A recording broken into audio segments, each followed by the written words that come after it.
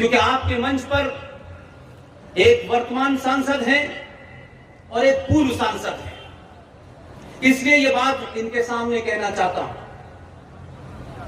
सार्वजनिक मंचों से कह चुका हूं कि उस संसद में जाने का मेरा कोई इरादा नहीं है, न मेरी ऐसी कोई चाह है। लेकिन जो है, और अगर उनको कुछ चीजें उनके ध्यान में नहीं है, तो यह जिम्मेदारी समाज की है कि उनके ज्ञान में, उनके बोध में यह चीज लाई जाए। इसमें से कोई बड़ा छोटा नहीं होता, और पद से कोई अगर किसी को बड़ा समझता हो तो कम से कम मैं नहीं समझता। हमारी परंपरा में ज्ञान किसके पास है, उसकी उम्र क्या है, वो पीपल के पेड़ के नीचे बैठा है या संसद में बैठा है, ये इससे तय नहीं होता। ज्ञान तय करता है कि वो कहां बैठा है। हमारे समाज ने लालच और स्वार्थ के चलते उन लोगों को महिमामंडित किया जो बड़े पद पर बैठ गए, और बड़े पद पर बैठने का ज्ञान से कोई संबंध नहीं होता। और जरूरी नहीं है कि सब कुछ बड़े बड़े पदों पर बैठने वालों को पता हो। मेरा अपना एक्सपीरियंस 25 साल का यह कहता है कि जो जितने बड़े पद पर बैठता है उसे उतनी ही बात नहीं पता होती।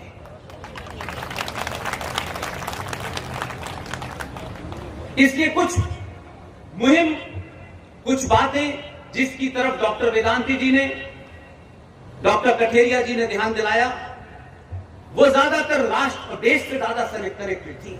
सरकारों ने क्या किया, कब कैसे किया, क्या हुआ, लेकिन आज तक बहुत खुल करके, बहुत साफ तरीके से हम आज भी ये नहीं जानते हैं कि देश और राष्ट्र में फर्क क्या होता है। देश राष्ट्र का एक बहुत छोटा सा बिंदु होता है, बहुत छोटा सा बिंदु। देश चलाने के लिए संविधान होता है, सरकार होती है, संसद होती है, पुलिस होती है, सेना होती है, न्यायपालिका होती है। जो भी सरकार में जाएगा उसको उन्हीं मैंडेट के साथ काम करना पड़ेगा। आपको अच्छा लगे या न लगे, संविधान में खामी हो सकती है, संविधान में बहुत कमियां हो सकती हैं, लेकिन उसी संविधान से उस वक्त तक काम चलाना पड़ेगा जब तक उसमें कोई अमेंडमेंट न हो जाए। लेकिन ये देश का काम है, इसलिए जब लोग ये कहते हैं कि देश खतरे में है, मैं पूरे दावे से, पूरी ईमानदारी के साथ, पूरे होशो हवास में आपको एक भरोसा जरूर दिला सकता हूं, जबकि सरकार से मेरा कोई संबंध नहीं है, ये देश पूरी तरह सुरक्षित है, पूर्ण रूप से सुरक्षित है। इस तथाकथित झूठी आजादी का नाम 15 अगस्त 1947 की ये झूठी डेट, जो भारत के किसी आर्काइव में, किसी इतिहास के पन्नों में नहीं मिलती है, तब से लेकर अब तक ये देश जितने खतरों में था, 2014 के बाद देश पूर्ण रूप से सुरक्षित है। लेकिन मेरी चिंता देश नहीं है।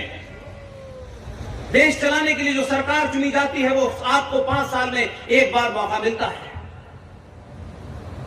मेरी चिंता राष्ट्र है। आप कह सकते हैं कि राष्ट्र क्या होता है, राष्ट्र का और देश का क्या फर्क है, ये पूछ सकते हैं सवाल। राष्ट्र सरकार नहीं चलाती,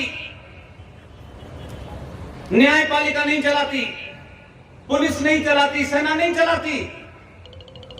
राष्ट्र मेरी और आपकी परंपराओं से, सरोकारों से, आस्थाओं से, मान्यताओं से चलता है। अगर आप कह सकते हैं कि देश का कोई प्रधानमंत्री होगा, वो 5 साल के लिए चुना जाएगा, फिर चुनाव लड़ेगा, फिर आएगा कि नहीं आएगा, ये आप तय करेंगे। देश टूटते रहते हैं, बिखरते रहते हैं। भारत कई बार टूटा है, लेकिन राष्ट्र कभी नहीं टूटा। राष्ट्र आपकी आस्थाओं से चलता है। राष्ट्र में क्या है? राष्ट्र में ये नदियां हैं, ये पहाड़ हैं, ये जंगल हैं, ये मंदिर हैं, ये मठ हैं, ये साधु हैं, ये संत हैं, ये राष्ट्र की पहचान है। अगर राष्ट्र के अंदर कोई बदलाव होना है, राष्ट्र की किसी परंपरा पे सवाल उठता है, किसी विधि विधान पे सवाल उठता है, तो उसके लिए मेरे 4 शंकराचार्य हैं। मैं उनकी बात मानूंगा। मैं न्यायपालिका की बात नहीं मानूंगा कि सबरीमला के अंदर जेंडर जस्टिस होना चाहिए। हजारों साल की परंपरा के बाद ये मंदिर बने। हजारों सालों की बाद हमारी परंपराएं बनी हैं, हमारी आस्थाएं बनी हैं, हमारे सरोकार बने हैं। ये किसी संविधान ने तय नहीं किए हैं कि पूजा कब होगी, क्यों होगी, कितनी देर होगी। ये कोई दुनिया का संविधान तय नहीं कर सकता। अगर इसको तय करने का कोई अधिकार है तो इस देश के 4 शंकराचार्यों को है, साधुओं को है, संतों को है, मठों को है। उसमें कोई दखल नहीं दे सकता।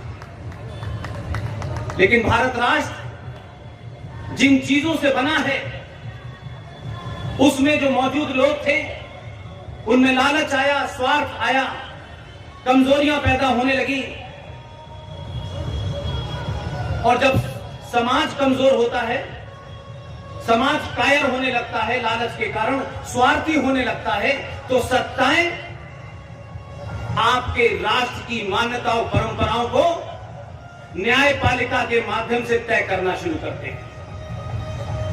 आपकी खामोशी, आपका अपने आस्थाओं से विमुख हो जाना, आपने अपने ऊपर हीन भावना का शिकार हो जाना, अपने अंदर कुंठा पैदा कर लेना, अपने पहनावे से शर्माना, अपनी पहचान से शर्माना, धोती से शर्माना, तिलक से शर्माना, चुटिया से शर्माने के कारण सुप्रीम कोर्ट का एक जज जो लॉ की पढ़ाई करके गया है, जिसने चंद किताबें पढ़ी हैं लॉ की, वो सुप्रीम कोर्ट का जज हजारों साल की परंपरा जो सबरीमला के अंदर है, उस परंपरा के पीछे शुद्ध साइंस है, शुद्ध सनातन है। लेकिन एक काला कोट पहनने वाला जज वो ये तय करता है कि सबरीमला के अंदर जेंडर जस्टिस होना चाहिए। ये सुप्रीम कोर्ट का काम नहीं है, क्योंकि आप कमजोर हुए, आप कायर हुए, आप डरपोक हुए, आप लालची हुए, तो सुप्रीम कोर्ट ने आपकी आस्थाओं में दखल देना शुरू कर दिया। उसी सुप्रीम कोर्ट से जब एक वकील ने ये पूछा उनसे कि मान्यवर, आपने फैसला सबरीमला के ऊपर दिया, वहां तो आपको लगता था कि जेंडर जस्टिस होना चाहिए, महिलाओं और पुरुषों के बीच में बराबरी होनी चाहिए। क्या ये फैसला भारत की मस्जिद में मुसलमान मर्द और औरत भी नमाज एक साथ पढ़ते हैं, इसके बारे में हो सकता है क्या? उन्होंने कहा नहीं, हम इस पर डिसीजन नहीं दे सकते। इसका इंफ्रा क्या है, इसका अर्थ क्या है? सत्ता के जितने भी आयाम हैं, जितने भी इंस्टीट्यूशंस हैं, हमें लगता है किसी किताब से चलते हैं, आईपीसी से चलते हैं, संविधान से चलते हैं, लेकिन दुनिया की सच्चाई ये कहती है कि समाज ताकतवर होता है तो सत्ता और व्यवस्था में बैठे हुए लोग उसी की बात मानते हैं। इस देश की व्यवस्था में आपका डर नहीं है, इससे न्यायपालिका कोई भी बयान दे देती है। इस देश की व्यवस्था के अंदर ऐसे लोग बैठे हुए हैं कि वो आपकी बात नहीं सुनते और जिनसे डरते हैं उनकी बात सुनते हैं। अगर दुनिया में यही विधान है और यही सच है कि कुछ संविधान से नहीं चलता है, लगता है कि सब कुछ संविधान से चल रहा है, ऐसा होता नहीं है। संविधान से चल रहा होता तो इस देश की सड़क पर 90 दिन तक सुप्रीम कोर्ट के कहने के बाद भी कुछ प्रदर्शनकारी नहीं हटे। संविधान से चल रहा होता तो इस देश के अंदर पिछले 6 महीने से किसानों ने जमीन घेर रखी है, सड़कें रोक रखी हैं, व्यवधान पैदा कर रखा है, लेकिन सुप्रीम कोर्ट के कहने से नहीं हटते वो। अगर 90 करोड़ सनातनी हिंदू को यह समझ में आता है कि व्यवस्था डर से चलती है, तो आपको किसने मने किया है कि इस व्यवस्था को अपनी ताकत से मत डराइए।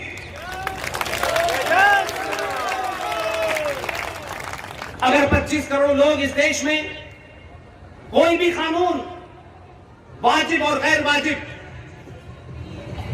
झूठ से, फरेब से भारत की संसद में बैठे हुए लोगों को खरीद करके बना सकते हैं, और वो उस डर से उनको बनाते हैं कि ये जितने भी हैं इकट्ठे होकर वोट देते हैं, तो आपको 90 करोड़ लोगों से इकट्ठे होने के लिए किसने रोका है?